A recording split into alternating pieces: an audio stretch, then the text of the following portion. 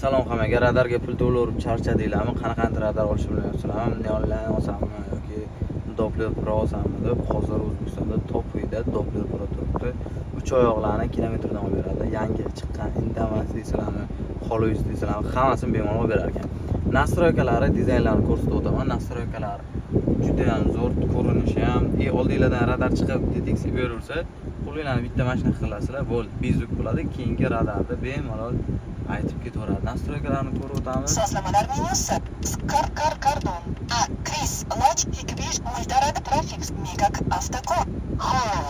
Gas. Lazer. Engine signatura. Ekstra pasaytirish. Til. Qurilmani foydalanib kods. Wi-Fi paroli sozlamasi.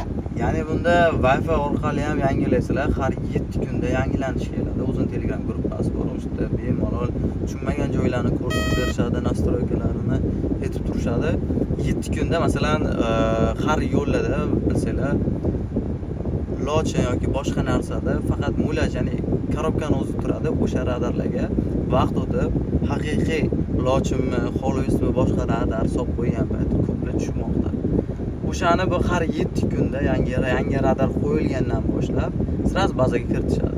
Eng zo'ri hozir O'zbekistonda mana shu